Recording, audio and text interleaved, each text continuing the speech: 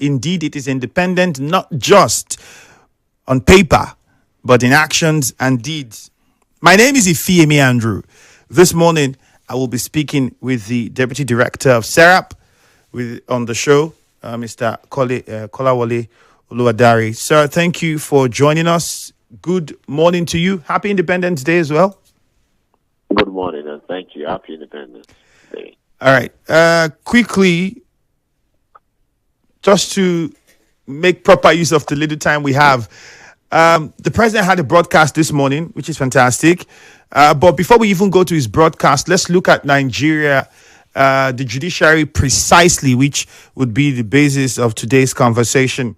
For 65 years since independence, how well do you think, in your opinion, judiciary has fared? And I'm asking you this question because I know SERAP goes to court a lot.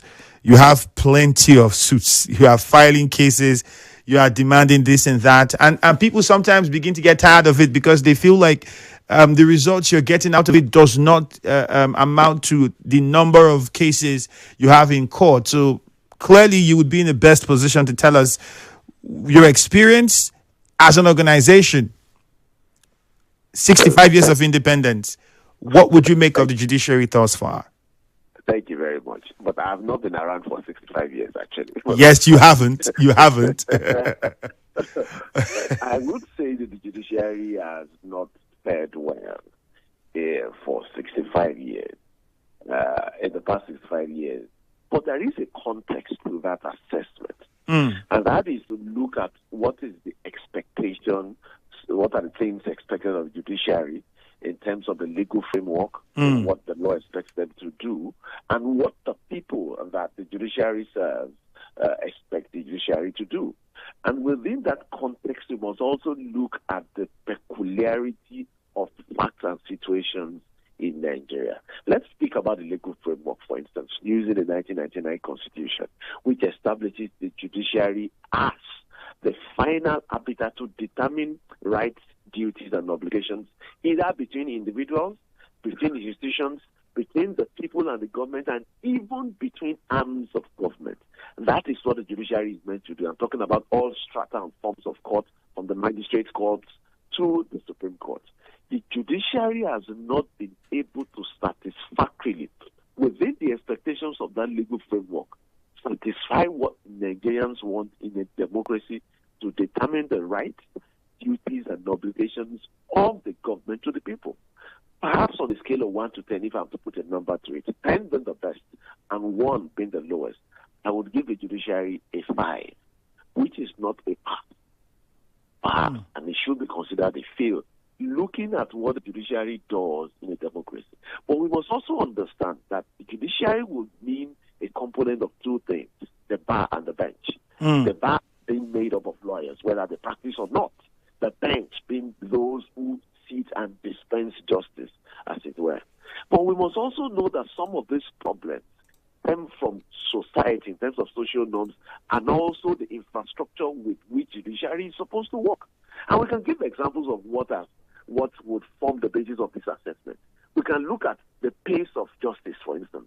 How is justice dispensed in terms of timelines? It is very slow, unknowingly slow.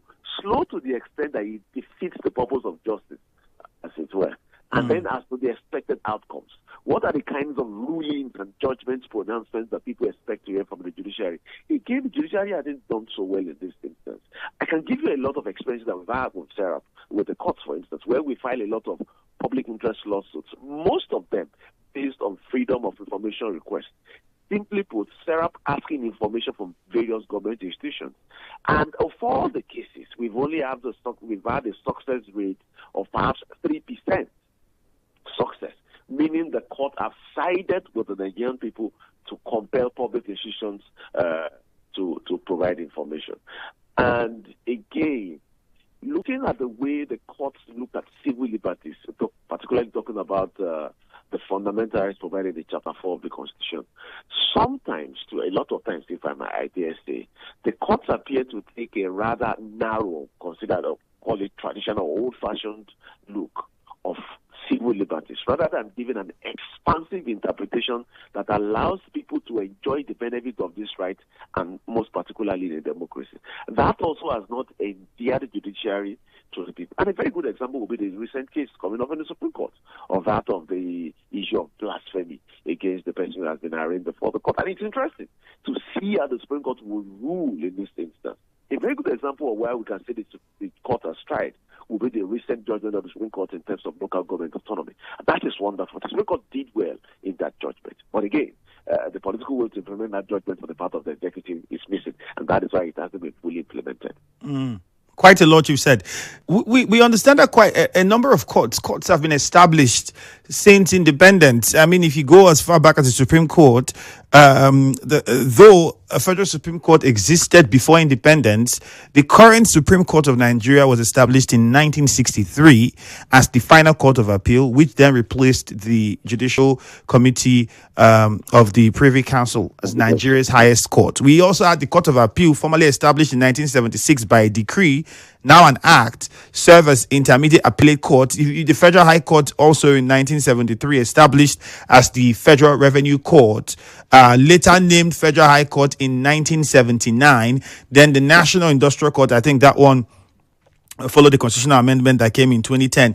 Below that, we had several other courts that we have in the country, magistrate courts, district courts, customary courts, Sharia courts, all of these courts. But it does always seem as though the major question had been the system and not the courts, because we have them, but the system in itself. Is that where you think the problem lies? Part of the problem lies with the system. Again, perhaps, but the system, we have to unpack what the system means. A system would also mean the legal framework that establishes the court and allows the court. So in other words, sorry to interrupt you, but in other words, you're saying that, is it fair to say that what the court works with, the court can only work with the tool it's given, which is the constitution it has, and can't do too much? So are you faulting the constitution instead? Not really. So when they say legal framework, constitution is just one of the is a ground norm, as it were. There are other laws, for instance, and so you are right to say the system, but it's very important to unpack what that system means. So the legal framework establishes the court. There are other laws also that prescribes administrative functions of the court. For instance, there are other laws also that states how judges are appointed and how long they serve and how they dispense ruling. A very good example will be the Administration of Criminal Justice Act at the federal level and the Administration of Criminal Justice Law at the state level. And that is just one of the many components that determine how the courts function and how court dispenses justice. Another intersection will be those agencies that prosecute or trade their businesses for the courts. A very important will be the NBA, which represents the bar. But what about the law enforcement agencies that bring people before the court that should follow evidence procedures to ensure that those brought before the court are people that they have enough evidence for the court to work with? So there are many things to unpack within that system. If we agree, and I do agree, that the system is a problem, not the constitution alone, as it were, but a whole lot of things that are out to make courts work. A very good example, which is practical, will be the nature of the infrastructure for the court itself. I can tell you today, Andrew, that very few courts in Nigeria have a system where the record is taken digitally. Digitally, yeah. Where you have a stenographer. Most courts write in longhand. So it means if you're giving evidence, for instance, if someone is in the dock or is in the witness box, is giving evidence for 1 hour, 2 hours, the judge is writing in longhand. That is just one of the many cases in the docket for that particular day. So again, it's a whole lot. There are courts that do not have a functioning AC system in Nigeria. And so it's a whole lot. All right, we'll take a very short break. The conversation continues immediately afterwards. When we come back, we'll also get your thoughts quickly on what you think about some of the things the president said. Most importantly, I think we'll just ask you to respond to something the president said about us having better education, better healthcare since independence. We'll get your thoughts on that as well. Please stay with us. The conversation continues shortly.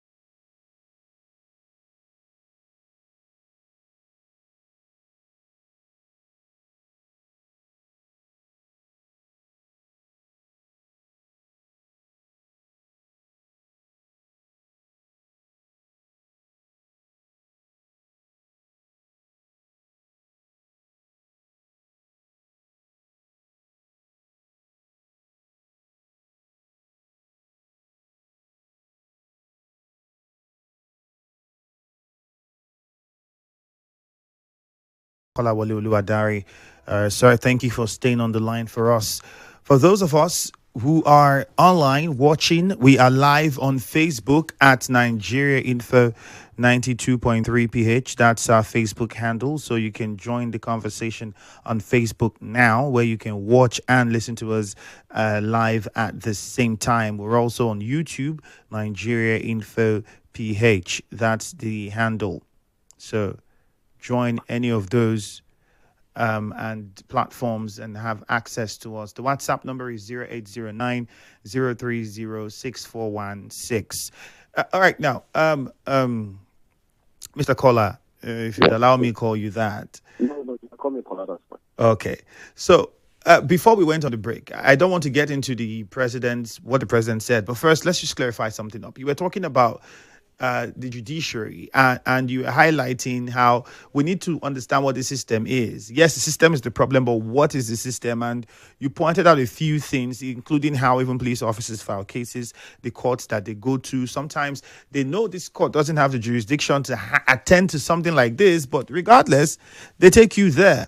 And then, now I have to go to the DPP. It's just a lot of back and forth that happens. But even among the lawyers, we've seen a court that that's not competent or doesn't have the jurisdiction to hear a matter, go ahead to attend to the matter, even issue an executive order. And they know that they don't. And then sometimes lawyers will tell you things like, the court, if something is presented before the court, it has to look at it. It cannot throw it away. And there are many things that they say. I'm not a lawyer, so I wouldn't understand the details of how their workings go. But would you look at these issues and say we need to have more clear and stringent laws that guide the activities of the legal system? Of course, and that is why during the conversation we alluded to the matter being complex and there are a lot of things to unpack. It's a lot of moving parts, as it were, really. And I've stated that the bar is also a component of the judiciary, the bar being the lawyers, the bench being the various judges. I do agree with you there's a lot of malfeasance on the part of members of the bar, which I belong to, by the way. And of course, we're also seeing some issues that come up on the part of judges or the bench. And I do agree that perhaps the NBA needs to step up to ensure there are disciplinary measures as to what would amount to misconduct. But it's also important to know that sometimes what is perceived by non-lawyers as misconduct might not be misconduct. There are no that a particular case should be filed in a particular court. It doesn't necessarily mean there is mischief or malice intended. That is the knowledge, that is the extent of his knowledge. And he or she files that case in a particular court. If the court doesn't have jurisdiction, the court has the power to do so. But again, it is for the court to determine whether there is malice or mischief in that mistake of the lawyer. And that is why the NBA steps in, to determine that whether that was done by that lawyer due to just ignorance or incompetence. And there are stringent rules that the NBA can do to punish such a lawyer. And also, for the judges who assume jurisdiction over cases where clearly they do not have, there is also the sanction. The NJC has the power to sanction the judge. And the NJC have done that. There have been no sanctions this year, for instance, against judges who are either giving out rulings that they shouldn't have or even assume jurisdiction over cases they shouldn't have. Those things exist. I think what is most important is what I'll call the political will, because political will is not only for people in the political office. Political will for the NJC and the NBA, the will to big stick should be increased. Okay. I think that is one of the things that should be done to improve. All right. Now let's quickly then move to the speech of the president before we go to the phone lines. He said a lot of things in his speech, but there's just one part I'd like to get your response to, and that would be where he said that post-independence, we have better schools, better healthcare. What do you agree? I agree that we have more schools. I agree that we have more hospitals built, but do we have better healthcare and better education post-independence? I do not agree with the president in that regard. And that's why you see, a lot of things in the president's speech was comparative. He was either comparing to 3 years ago or to 1999, which with the matters of fact, but they may not necessarily, they may be true, but they may not be matters of fact in terms of the factual circumstances as things stand now. So if the president is comparing the state of schools and healthcare to 3 3 years ago or to 1999, he also has to do that within the context of population difference between then and now. And one of the things that will force this administration and the president on in terms of education and health would be the lack of commitment to the ideals that would improve healthcare and education. And a very good example would be the National Health Act. The National Health Act makes provisions for not less than 1% of the consolidated revenue fund to the National Healthcare Fund. And that fund is supposed to take care of a whole lot of things, including even salaries of some of the staff at the primary healthcare centers across Nigeria. There are a lot of things that funding can do. What the president has done over time in the past 2 years is to allocate that PRS of 1%. And the law says not less than 1%. So it means it could be 5%, it could be 6%. And if the president thinks that healthcare is something that is more important than the presidential jet or even a yacht, then it would have provided more than 1%. The same thing with education. The UBEC Act also makes the provision that not less than 2% of the consolidated revenue fund should go to that fund education. What the president has done, and UBEC is in charge of primary education and the first 3 years of secondary education, by the way, is just to provide that minimum. Why not more? If the president thinks and knows that these sectors are important and they need more attention, he should have provided more to it than allocating huge expenses to renovating and building an apartment for the vice president and to the National Assembly. There are better uses that those funds could be used for in healthcare and education. Well said. Let's quickly take a few calls. I'm sure the listener has quite a lot they want to say as well. 0817-923-0002. 0817-923-0003 or 0817-923-0007. Just to also say, the president also mentioned in education, we've built more schools, we've built more universities, we have more universities in the country now, which in reality, yes, very correct. We've established more. I think they even had to put a cap now. No more universities till 2030. No more new higher institutions, if I remember correctly, to I think 2030 thereabout, because they feel like we have too much now. 0817-923-0002, 0817-923-0003. I'll take some of the messages on Facebook for those who are watching us now on Facebook Live. This one says, Prince Eric, if we have better health and education in Nigeria, why did he send his children abroad to study, and why does he normally go abroad for medical checkup? Mr. President should do something to better the nation. Thank God Ability says, if Mr. President said we have better healthcare system, why is he traveling to foreign countries on medical tourism? Pastor Emmanuel says, Happy Independence Day, Nigeria. Jesse says, good morning. Better education and health system in this same country called Nigeria. No, I disagree with him and his cabinet. Dr. Mrs. Uma Olebara from Owerri says, Nigeria is celebrating 65 years of missed opportunities, yet crawling and struggling with governance. Economy has remained stagnated. Education has failed. Financial institutions are failing. Governance is a mess. Security is farce.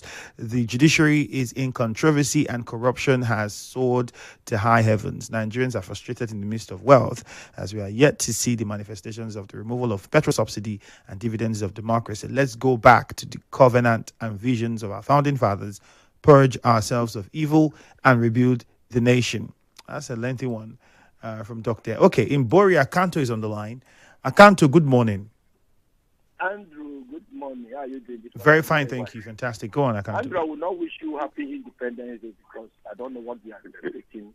And by the extension, the federal government has brought it to low key, wherein most of our children, our current students, I don't know what they call Independence Day march. Andrew, you are aware at the time we do march, go out to celebrate and wear our green, white, green, celebrate, wear, drink water, share up with Nigeria because of our nation. But nowadays, the president has postponed low last day, a year for last, this day, and perhaps we are looking at the future, we will also celebrate. It didn't postpone, they just say low key. Low key. So, Andrew, I listened to the broadcast of the president that took about 30 minutes. One of the longest broadcasts that a president of Nigeria has given so far in recent times. All what he discussed about education, where is our education? Yes, the government have been approving universities. Yes, Even recently, Ogoni University of Technology and Environment, go to that side now, nothing is happening. Go to all any of the federal universities, go to Uniport, look at the deplorable condition of Uniport. You have been in Uniport and just visit recently. Nothing is happening. We talk about health center. How many of our health center is working?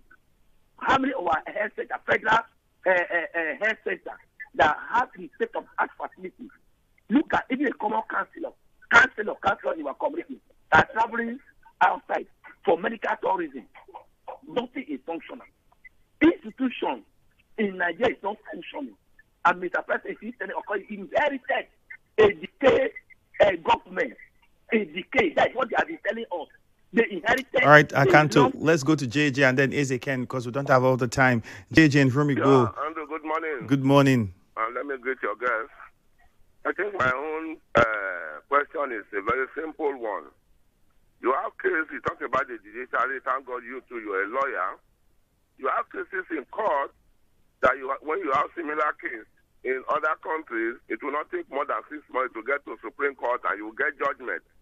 The case study of Capistorius and some other cases in India, 6 months they have touched it out, South Africa they have done. Our own will take 60 years.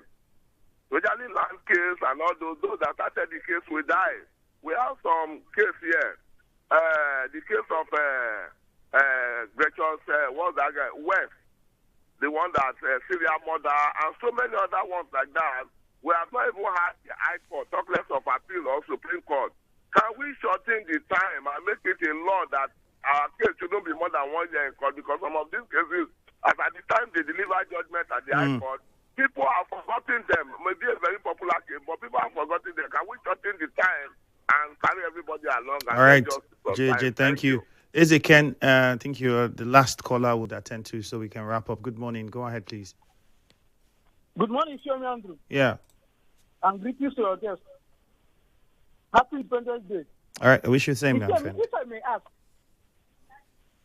are the judiciary independent? If they are independent, why are they accommodating, congesting the issues, cases, which they are to judge and stock out in their courts? I don't know if you're understanding me. The politicians had hijacked the authority of the judiciary. That is why they have nothing to do when it comes in political matters.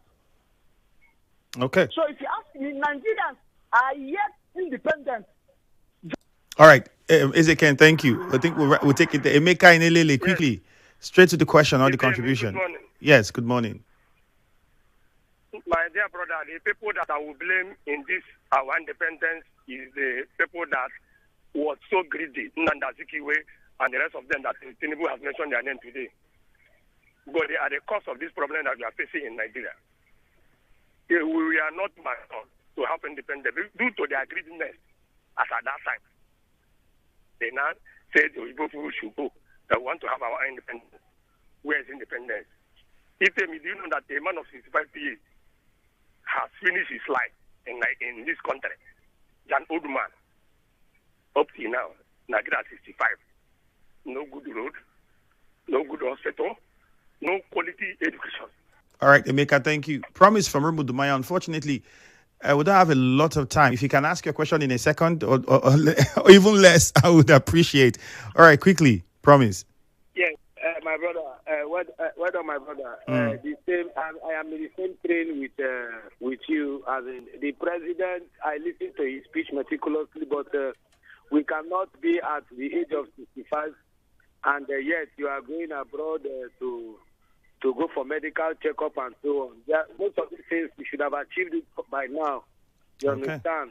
All right, promise. Thank you. That's how much we can take from you. Quickly, I'll go back to my guest as we wrap up. We have less than 2 minutes. Mr. Kola, do you agree? I think one of the callers I think you should respond to quickly is the one who said we were not mature enough for independence at the time we got it. Do you share that opinion? Of course, no, I do not agree. Of course, we were, and we still are. It is the malfeasance and corruption and the mismanagement over the years that has brought us to where we are, fortunately. All right. I would say thank you at this point. We're already out of time, but thank you for being a part of the conversation and making out time to join us. Thank you very much. Have a great Independence Day celebration. All right. Well, there you have it. My name is Ifiemi Andrew. Happy Independence Day to every one of us out there, even though, like they say, it's low-key one this year again. Hello, Port Harcourt is next. And don't forget, our sister station, Kids FM, would be at the Oak Park today.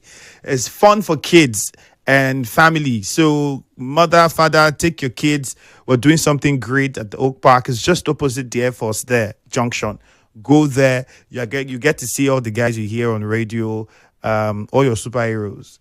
They will be there. So go and have a great time. And don't also forget to participate in the one play mega draw that would happen October draw, Independence Day draw. So yeah, participate with just 500 naira. Dial *347 *880 *6#. Good morning.